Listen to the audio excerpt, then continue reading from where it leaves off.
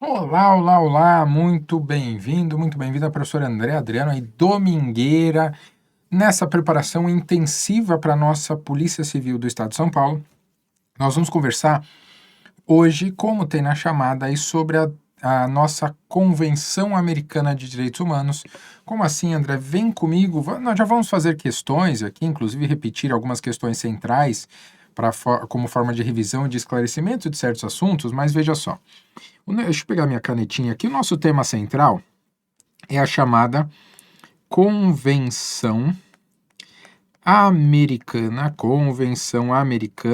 de Direitos Humanos. Então, nossa Convenção Americana de Direitos Humanos. E aqui alguns pontos importantes que nós precisamos estabelecer quando falamos desse tema. Primeiro, ela pode aparecer também com o nome de Pacto de San José da Costa Rica. Pacto de San José da Costa Rica, por quê? Justamente foi o local em que houve a celebração dessa convenção. Então, os nossos documentos internacionais, eles costumam, em grande medida, ter o próprio nome do local em que houve essa celebração, que houve esse desenvolvimento. Então, aqui nosso Pacto de São José da Costa Rica, ele, no contexto brasileiro, ele foi transformado em uma norma interna brasileira por meio do decreto 678 de 1992. E aqui é curioso, embora o pacto originalmente seja de 1969 e ele tenha entrado aí em vigor internacional em 78, aqui dentro das terras brasileiras ele passa a ser adotado, passa a ter conteúdo normativo somente em 1992. E que raio significa ter conteúdo normativo? Basicamente significa que com a edição desse decreto, a Convenção Americana de Direitos Humanos passa a ter, aspas, força de lei. Aqui é só para facilitar, né? Força de lei. Lógico, se você está pensando na prova de delegado, isso daqui é básico para você, você já entende sobre isso. Mas se você não é formado em direito, esse é um ponto importante. Aqui eu estou sendo bem superficial só para localizar o tema, né? Então tem força de lei, embora tecnicamente não seja lei, porque naquela estrutura que nós temos de visualização dos tratados internacionais dentro da pirâmide normativa, só lembrando aqui alguns passos iniciais para estabelecer certos contextos, nós temos aqui 4 níveis normativos reconhecidos aí por meio de decisão do STF, e essa decisão já tem um tempinho, então ela já é cobrada em concurso há muito tempo, e alguma coisa que acaba aparecendo em várias questões. Veja, segundo a noção atual do STF, aqui no auge, nós temos a Constituição Federal, mais os tratados internacionais de direitos humanos, não todos, mas aqueles aprovados de acordo com o parágrafo 3º. Esse não é o foco da aula, só estou lembrando brevemente. Aqui nesse nível, nós temos as leis e outros atos normativos chamados de primários. E logo abaixo, os atos normativos secundários, como, por exemplo, os decretos regulamentares, as nossas portarias, que talvez sejam o principal ponto aqui.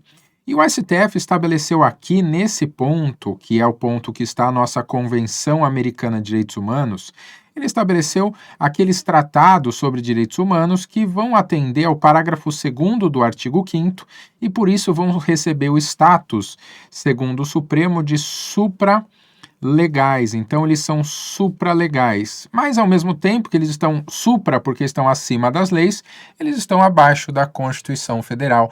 Então, eles se submetem aí à Constituição, mas eles determinam como são as leis que vêm lá abaixo deles na pirâmide, na estrutura normativa.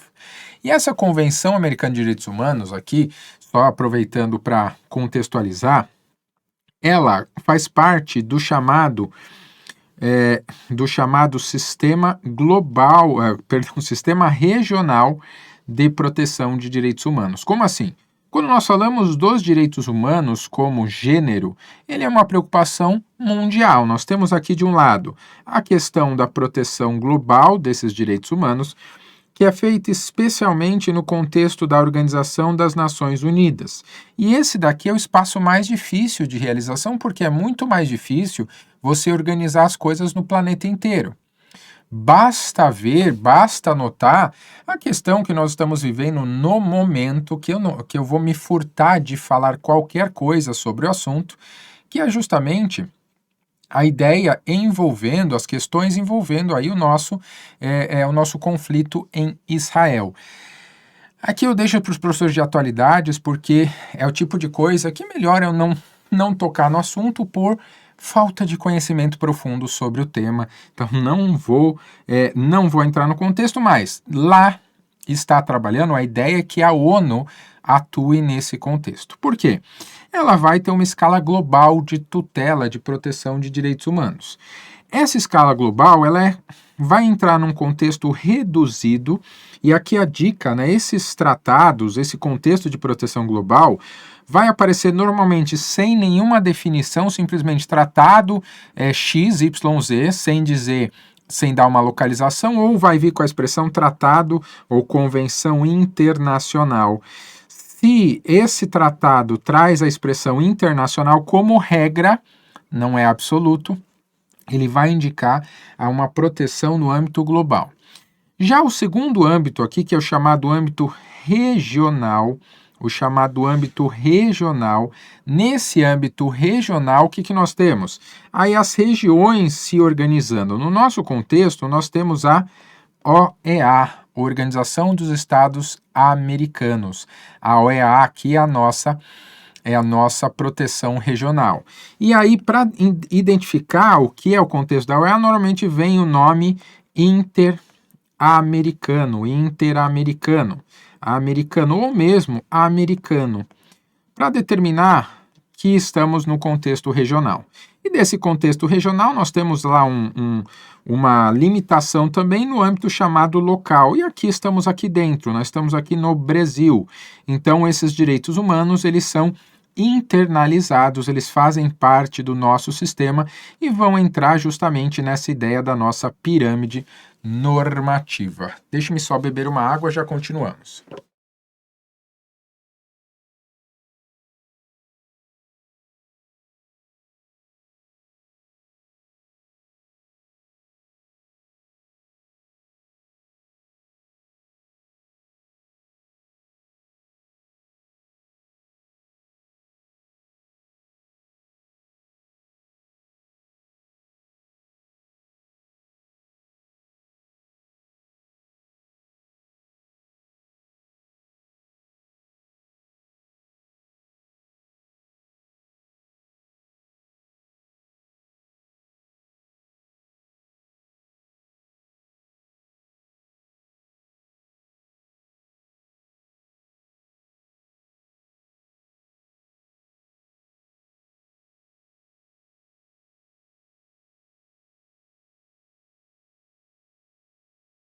Tudo bem, fiz uma pequena lambança aqui, mas estamos de volta.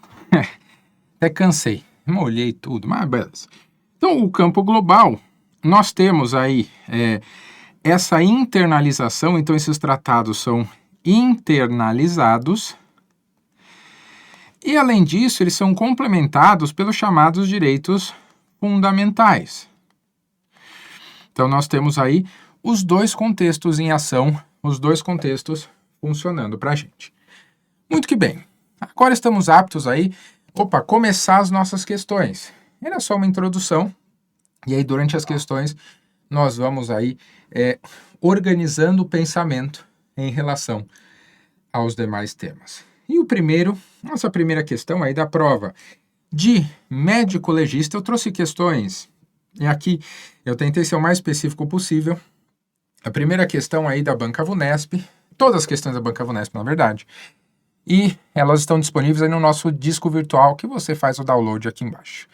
Então, segundo a Convenção Americana de Direitos Humanos, ela traz aí o outro nome, o nosso Pacto de San José da Costa Rica. É correto afirmar que as penas privativas de liberdade devem ter por finalidade essencial a punição rigorosa do autor de crime hediondo e a regeneração dos condenados por crimes comuns.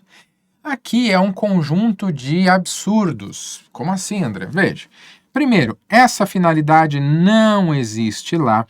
A finalidade é justamente a recuperação, né, a reinserção desses condenados. E outro, essa definição de crime hediondo é uma definição interna brasileira, ela não existe em normas internacionais. Essa expressão propriamente dita, ela é uma expressão local, uma expressão localizada.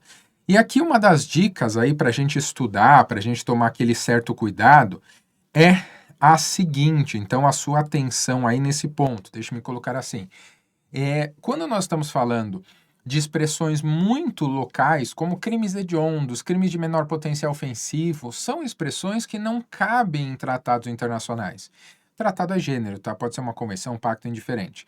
Quando nós estamos nesse contexto internacional, e esse é um ponto importante, é muito pouco comum, é muito raro, é muito difícil que se usem expressões extremamente detalhistas, extremamente técnicas. Eles têm expressões amplas, até porque eu tenho um problema de tradução, não tem, como regra, os tratados eles incorporam várias línguas, especialmente direitos humanos. Lógico, eu tenho um tratado de comércio entre Brasil e Portugal, pode ser só o português, mas um tratado na América. Eu tenho 3 idiomas centrais na América. Tenho o português, o espanhol e tenho o inglês. E depende se o Canadá tiver inserido, tem o francês junto. E ainda temos outras complexidades de localização de linguagem. Então, é o tipo de coisa que não combina com o tratado internacional. E também não é essa a finalidade. Mas B, se depois de perpetrado, de realizado o delito, a lei estipular a imposição de pena mais leve, o delinquente deverá dela beneficiar-se. E aí? E aí, produção? E aí? Esse daqui, ele está trazendo para a gente o princípio basicamente, da chamada retroatividade da lei melhor. Retroatividade da lei melhor.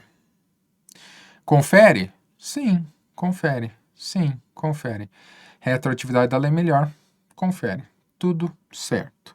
É isso mesmo. Se a gente pegar o artigo 9, e não é 9º, tá? O artigo 9 da Convenção, ela vai regular basicamente a mesma ideia que nós temos, e olha como isso é importante.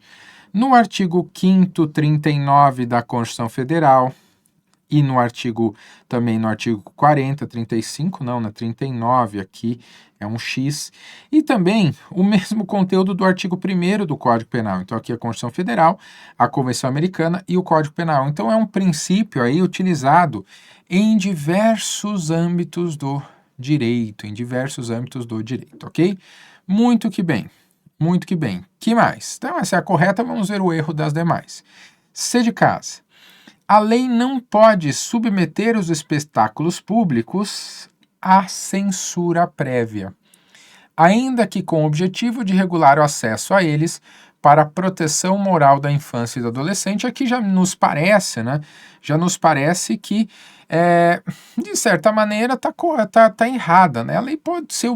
A questão é que eu não vou impedir a exibição, mas eu vou regular para proteger justamente essas crianças, esses adolescentes. Isso sim é possível, temos aí o campo da possibilidade. D, é direito irrenunciável, e aqui eu já tenho um problema com direito irrenunciável, se é direito não é irrenunciável, né? Mas ok. Então é direito irrenunciável do acusado ser assistido por um defensor proporcionado pelo Estado, bem como exigir que o seu processo seja sigiloso. Não, aqui eu tenho um direito de ser assistido por um defensor, não obrigatoriamente. Esse defensor deverá ser fornecido pelo Estado. Eu tenho o direito de escolher o meu defensor. Eu tenho o direito de escolher o meu defensor. Então não é assim que funciona. Ah, não posso escolher? Lógico que posso. Não é assim que a banda toca. Muito bem, que mais na sequência? E também o processo, como regra, ele tem que ser público, né? A não ser que eu tenha, de fato, um direito aí que deve ser protegido no contexto. Muito bem. Depois, toda pessoa tem direito ao uso e gozo de seus bens, não podendo o Estado deles privá-la e nem a lei subordinar esse uso e gozo ao interesse social. E aqui, lógico que pode. Aqui, uma dica, quando nós pegamos a própria Constituição Federal, que cai para a gente também no artigo 5º, inciso 23, perdão, o inciso 23, vai falar que a propriedade ela deve atender à famosa função social. E aqui uma dica importante é a seguinte: normalmente nós temos, no contexto interno, a mesma proteção, a mesma organização dos direitos que nós temos no ambiente externo. Então, são contextos que muito se aproximam. Não dá para dizer, não, são totalmente opostos, são totalmente avessos. Não, isso não existe. Não existe. Não existe. Está errado, está incorreto. Ok? Então é um cuidado aí que devemos ter para, logicamente, perceber que quando aquela previsão está diferente, ainda que eu não lembre, nossa, o que diz a Convenção Americana, mas a nossa Constituição diz alguma coisa totalmente diferente do que está nesse texto. Então é um sinal de que esse texto de fato está incorreto, ok? Segunda questão para a gente. Vamos lá.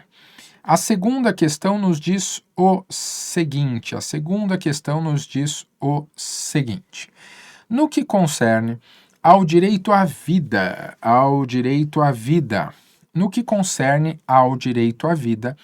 previsto na Constituição, na Convenção, só porque estava falando de Constituição, na Convenção Americana de Direitos Humanos, é correto afirmar que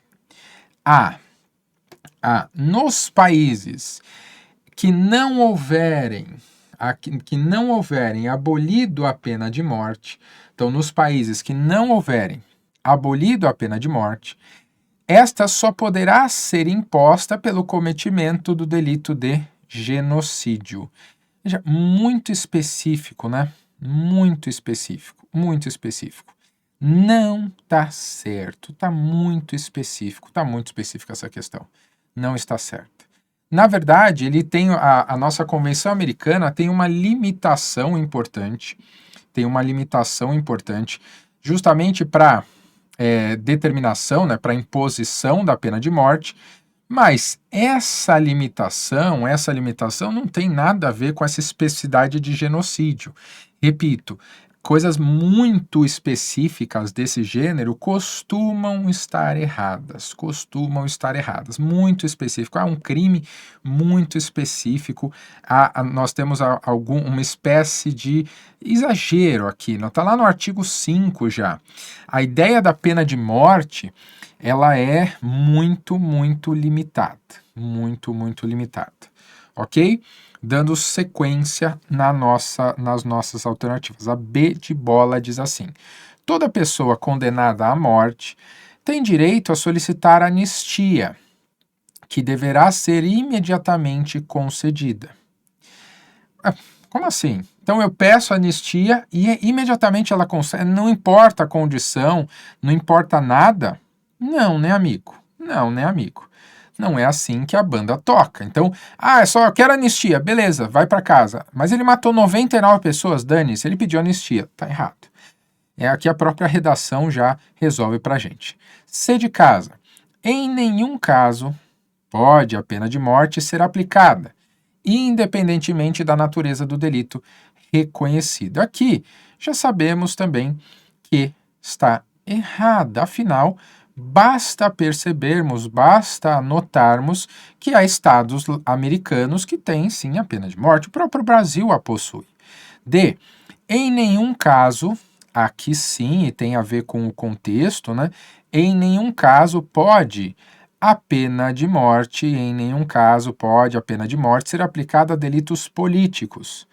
Aqui tem mais a ver com a coisa, né? Aqui, ok, nem a delitos comuns conexos a delitos políticos. Uma proteção aqui importante num contexto de um continente, né? Especialmente aqui na região latino-americana, com muitos problemas aí com regimes um tanto quanto pouco democráticos na nossa história. Muito bem. Muito que bem. Que mais que temos aqui de relevante? A E, não se deve impor a pena de morte a pessoas que, no momento da perpetração do delito for menor de 21 ou maior de 60 anos. Aqui é aquele detalhe da maldade, né? Aquele detalhe que tenta nos derrubar, que o erro aqui, nós temos previsão semelhante, existe uma previsão do tipo na nossa Convenção Americana de Direitos Humanos? Existe alguma coisa no seguinte sentido? Até existe. Só que o detalhe importante aqui que se apresenta para a gente não é que a limitação por idade, isso existe. O errado aqui são as idades colocadas. Na verdade, não é o menor de 18 e é o maior de 70. E aqui até para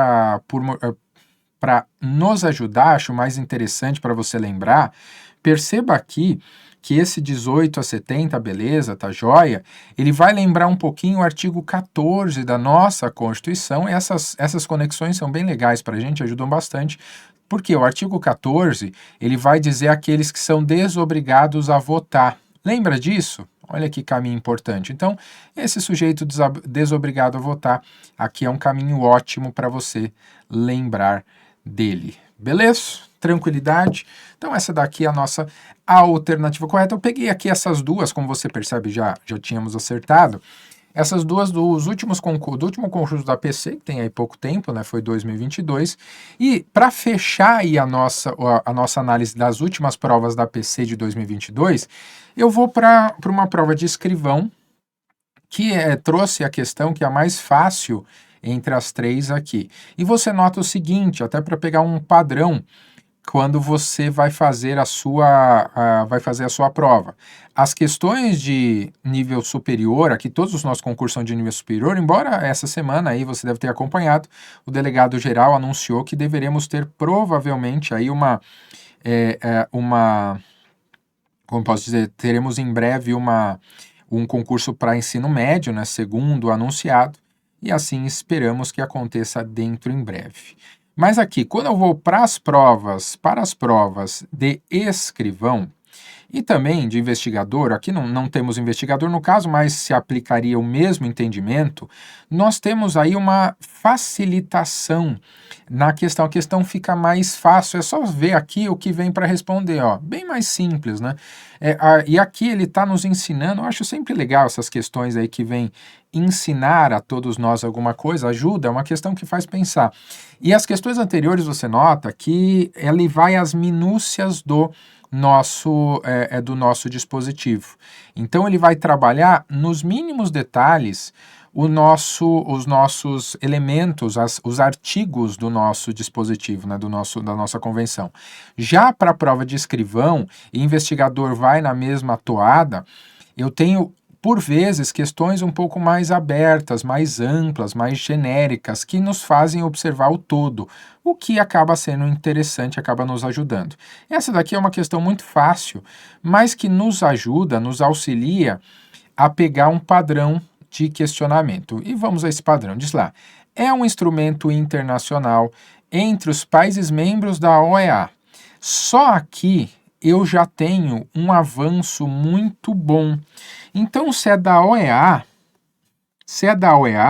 é alguma coisa que tem que ter a expressão americana ou interamericana. Veja, se tem aqui internacional é global. Americano pode ser universal, é global. O A e o B, eles não determinam. Lembra que eu falei no comecinho da nossa conversa? Quando não determinam, normalmente, não é uma regra absoluta sem exceções, mas ao não determinar costuma ser algo global. Só com aquela primeira parte eu já conseguiria concluir que estamos diante aí da Convenção Americana de Direitos Humanos. Mas vamos seguir para ficar definitivo, né? Então diz lá, é um instrumento internacional entre os países membros da OEA e que foi subscrito durante a Conferência Especializada Interamericana de Direitos Humanos em 22 de novembro de 1969. Entrou em vigor em 18 de junho de 78. Essa questão é muito legal que ela vai ensinando para a gente a ordem das coisas, né? Entrou em vigor, beleza, lá em 78, sendo atualmente uma das bases do sistema interamericano, que já conversamos, Interamericano de Proteção dos Direitos Humanos. Consagra diversos direitos civis e políticos, entre outros o direito ao reconhecimento da personalidade jurídica, o direito à vida, à integridade pessoal, à liberdade pessoal e garantias judiciais, a proteção da honra e reconhecimento à dignidade, à liberdade religiosa e de consciência, a liberdade de pensamento e de expressão, o direito de associação. É correto afirmar, aqui já sabíamos, né, mas é correto afirmar que o enunciado refere-se, lógico, já tinha matado, né, mas é a nossa Convenção Americana de Direitos Humanos, nossa Convenção Americana de Direitos Humanos. Beleza? Essa é uma questão assim para aumentar a nota de corte. Agora, para pegar o mesmo ano, a mesma banca, mas só mudar um pouquinho o nosso enfoque, vamos lá, mudando um pouquinho o nosso enfoque. Assinale a alternativa correta e nos termos da Convenção Americana de Direitos Humanos. E aqui, uma das coisas legais que nós começamos a pegar quando fazemos questões é perceber a repetição de temas. Quando os temas começam a se repetir, é um ótimo sinal, né? É aquele sinal que você fala, nossa, eu tô manjando, André, tô manjando. Tá manjando mesmo. Então, assinale a alternativa correta e nos termos da Convenção Americana de Direitos Humanos. Em nenhum caso pode a pena de morte ser aplicada a delitos políticos nem a delitos comuns conexos com delitos políticos. Exato. Esse é o conteúdo que você encontra, essa já é a nossa alternativa certa, veja que é a certa de novo, né? É a segunda vez que essa é a certa. E aqui é interessante que é o 4.4. Como assim, André, 4.4? A Convenção Americana de Direitos Humanos, entre outros, eles acabam construindo a numeração, não tem primeiro, segundo, terceiro, de fato já vai direto para o quarto, quinto, sexto, ou 1, 2, 3, 4, ele não tem a numeração diferente como o nosso. E ele tem, além da numeração base, eles têm o quê? Eles têm como essência, eles têm essa ideia de números dentro dos artigos, e não alíneas, até tem alíneas, e eles não trabalham em regra com parágrafos, etc., mas eles já trazem aqui a designação, já trazem para a gente essa organização facilitadora. Então, o artigo 4, item 4, e normalmente aparece para a gente dessa maneira aqui, 4.4, para facilitar, né, o que convenhamos, de fato, facilita a organização, a gente encontra esses elementos de uma maneira muito mais simples. Mas, pois bem, seguindo, vamos ver os erros das demais, né? De novo, coisas que já vimos, né? B. As penas privativas de liberdade devem ter por finalidade essencial a justa retribuição ao crime praticado. Não é isso, já conversamos, né? O ideal das nossas penas privativas de liberdade, o objeto central delas, não é propriamente esse, mas sim que a pena sirva de fato para reformar e para readaptar. Então, as expressões que aparecem são a readaptação ou a reforma do condenado. Esses são os elementos que costumam aparecer aí para a gente como elementos centrais na aplicação da pena na Convenção Americana de Direitos Humanos. Nada a ver com retribuição. Isso é mais o nosso Código Penal que fala de retribuição. C. É vedado, é proibido o estabelecimento em leis internas de condições para o exercício do homem e da mulher de contraírem casamento. Nossa, casamento, ela fala de casamento, é um aspecto relevante no direito internacional que muitas vezes a gente não percebe, mas se fala assim. Essa questão do casamento, ela é importante porque muitas vezes na história nós tivemos, e nós temos ainda infelizmente, casamentos forçados, determinados por familiares, em que as pessoas não têm o direito à escolha. E muitas vezes, inclusive, são aqueles casamentos que são impostos pelo mais forte, o que, em todo esse contexto, é alguma coisa muito grave. Então, mas André, então pode ter restrição? Pode. Por exemplo, a lei pode impedir que uma criança case? Pode, lógico. Lógico, ela não tem liberdade de vontade para escolha. D. É vedada a imposição de restrições legais, inclusive em relação à privação do exercício do direito de associação aos membros das Forças Armadas e da Polícia. Não é vedada, é possível. Esses detentores do poder, né, militar e do poder policial, que são aqueles que no Estado democrático eles têm armas, eles sim podem ter vedações a seu direito de associação. Aqui, veja, não é uma vedação geral e abstrata que vale para todos nós, mas para determinados grupos que vão ter esse tipo de limitação, esse tipo de vedação, ok? Então isso é sim possível. Vamos lá, mantendo a banca VUNESP, chegando aí agora no artigo, na questão de número 5, vai para uma questão do Tribunal de Justiça de Goiás, mas não foge muito ao nosso estilo, porque justamente, primeiro que é a mesma banca, né, mas você nota que o estilo de questionamento é a busca pela passagem, pelo detalhamento dos diferentes dispositivos da nossa Convenção Americana de Direitos Humanos. E aqui eu já aproveito para te trazer, na verdade, as duas próximas questões, nós vamos passar aí por 2 artigos que são dos mais importantes no contexto da nossa prova. Por quê? Os artigos 7 e 8, eu diria o 4, 5, 7 e 8 são os mais incidentes na nossa prova. Por que o 7 e 8? O 7 ele fala essencialmente das nossas liberdades pessoais, então da questão da prisão, liberdade, etc. Então é algo que, para fins de uma carreira policial, é muito relevante. E lá ele diz assim: no que concerne ao tema direito à liberdade pessoal do Pacto de São José, é correto afirmar que a liberdade concedida judicialmente a pessoas detidas não pode ser condicionada a qualquer garantia. Por que não? Qual é o problema? Eu posso ter, por exemplo, aqui no nosso sistema, eu posso ter a ideia da tornozeleira. É uma possibilidade. Então, eu posso volta aqui. Canetinha. Eita, calma lá. Tá errado, pode ser condicionado. Posso ter uma garantia, sim. Uma garantia. A garantia de comparecimento a juízo, de proteção do processo. Isso você acha lá justamente no número 5. Veja, artigo 7, número 5. Tá errado. B. Apenas em casos excepcionais pode haver a privação de liberdade por lei que não tenha sido previamente promulgada. Não. A promulgação, ou seja, a sua validação pelas instâncias de poder, e aqui não estou falando do judiciário, não, estou falando quem promulga a lei são os poderes que a editam. Então, essa promulgação é necessária, não posso ser preso com base em algo que ainda não foi materializado como lei. C de casa. Ninguém pode ser submetido à detenção ou ao encarceramento antes de comunicação à autoridade judicial. Não, está errado. Por que, André? Não tem que comunicar ao juiz? Tem que comunicar. Mas pense, por exemplo, na prisão em flagrante. A prisão em flagrante eu comunico antes ou depois ao juiz? Lógico que é depois.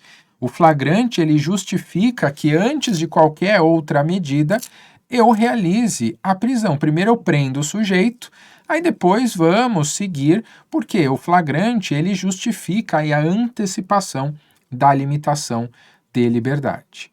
E D de dado só pode ser essa correta, né? Toda pessoa detida deve ser conduzida sem demora à presença de um juiz ou de outra autoridade autorizada pela lei a exercer funções judiciais.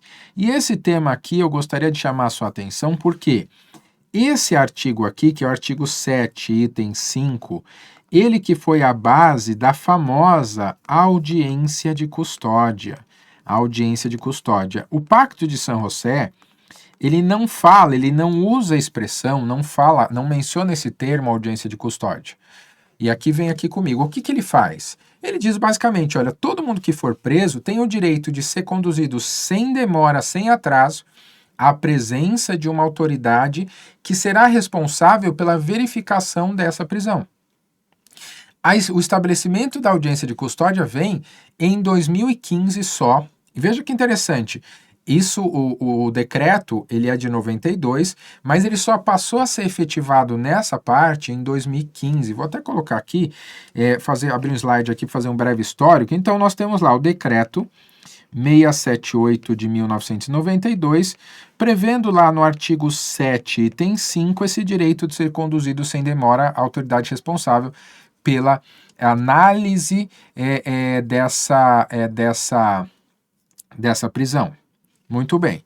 Só que esse decreto ele só é materializado em 2015 através de um ato do CNJ, o Conselho Nacional de Justiça, junto com o Ministério da Justiça de então e também com o TJ de São Paulo. Começa no TJ São Paulo.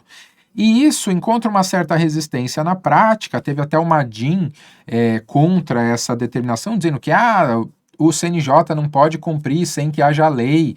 Lógico que pode, porque o STF falou, não, isso daqui está certo, segundo o STF, justamente porque ele só está dando a aplicabilidade a alguma coisa que já é previsto na nossa norma, né, que já é relevante. E essa audiência de custódia, que é criada aqui em 2015 pelo CNJ, começa em São Paulo, depois passa para as capitais, e com o tempo para todo o sistema jurídico, se torna lei, é incorporado ao CPP, lá no artigo 310, somente com o pacote anticrime em janeiro de 2020. Então, veja, alguma coisa que começa em 92, é tomado, aí é aplicado efetivamente pela primeira vez em 2015 e se materializa única e exclusivamente, aí demorou bastante, né, como podemos ver, em 2020. Demorou, mas é aquela coisa, né, antes tarde do que mais tarde, ou antes tarde do que nunca, já era hora de materializar-se essa ideia, de fixar-se essa ideia como alguma coisa correto, ok? Vamos lá. E então essa daqui é um tema que eu chamo sua atenção porque, sendo a audiência de custódia, sendo um tema que está tanto no contexto do CPP quanto no contexto da Convenção Americana e na prática é importante, acaba sendo um tema que tem tudo para aparecer nas nossas provas que se aproximam, ok? Muito que bem, dando sequência. Mesma prova e mudando o artigo, que é o outro artigo que é muito relevante para a gente também, que é o artigo 8, que refere às chamadas garantias judiciais. As garantias judiciais também são bem importantes, estão dentro daqueles que eu mencionei como o trio, os 4 mais importantes. O artigo 4, que fala da pena de morte, artigo 5, que fala das penas em geral, artigo 7, que fala, que acabamos de ver, e o artigo 8, que fala das garantias judiciais, já começa com uma que também, assim como a questão anterior, é uma muito relevante para o nosso estudo. Eu recomendo fortemente a sua atenção em relação a ela, que diz assim: o acusado tem direito de recurso da sentença para juiz ou para tribunal superior, para juiz ou tribunal superior. E essa já é a nossa correta, porque aqui se materializa o famoso duplo grau de jurisdição.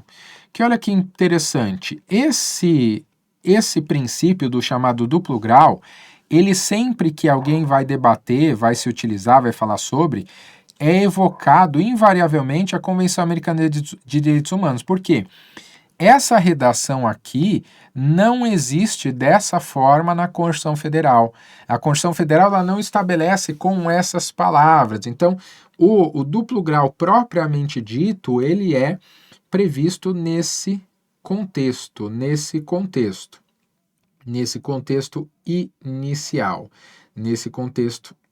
inicial. Vamos lá.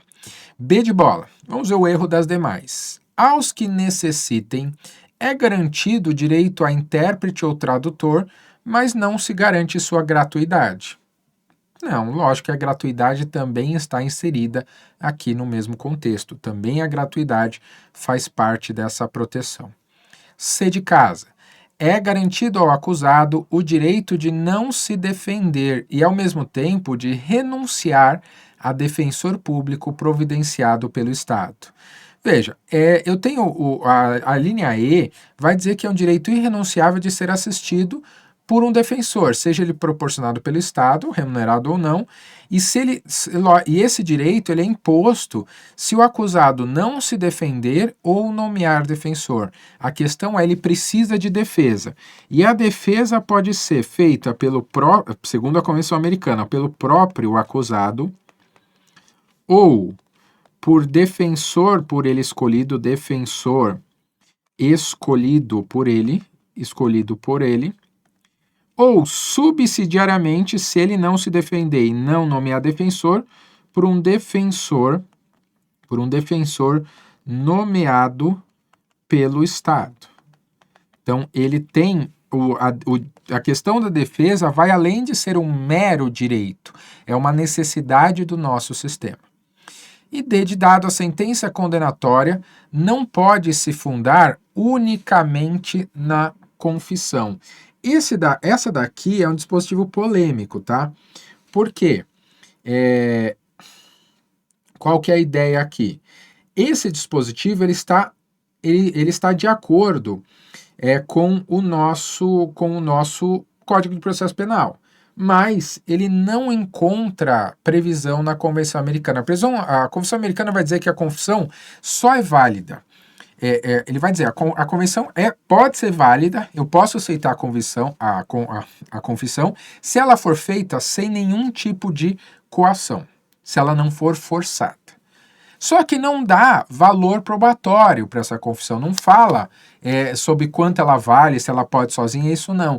Quem fala isso é o artigo 197 do CPP. Quem vai cuidar da confissão é o nosso CPP. Então, não é própria 197 ou 397, esqueci.